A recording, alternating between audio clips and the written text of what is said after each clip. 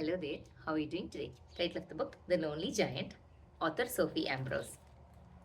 In a cave on top of a crag, in the middle of a huge forest, lived a giant.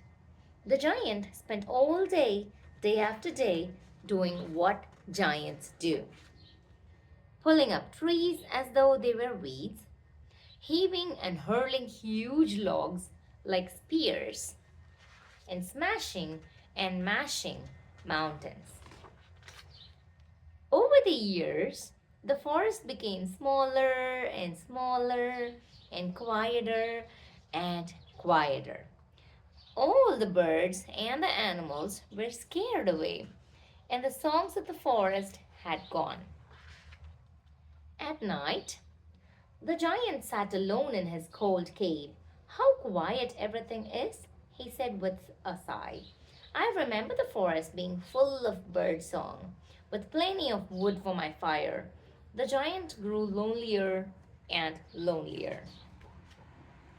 Then, one day, when the giant was hard at work, bashing and smashing, a little yellow bird appeared. She followed the giant all day long, singing to him. The giant enjoyed the little yellow bird's singing so much that he caught her and put her in a cage. Now you can sing to me whenever I want, he said. I won't be lonely anymore.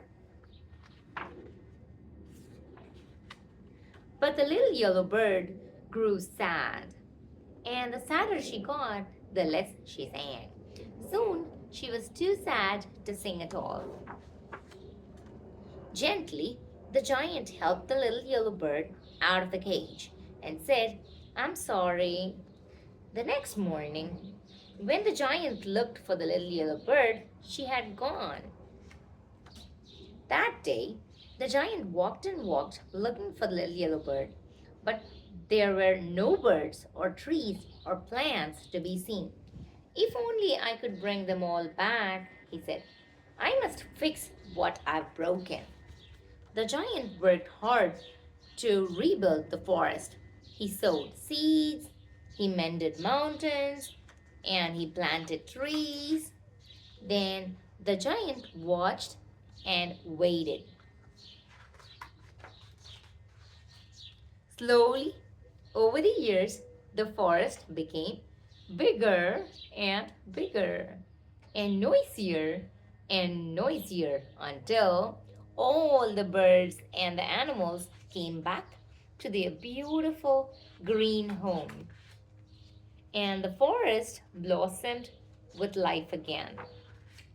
The giant wasn't lonely anymore. He was happy at last. And so was the little yellow bird, whose song filled the forest all day, every day. The end. Hope you enjoyed the story. See you in another book. Bye-bye.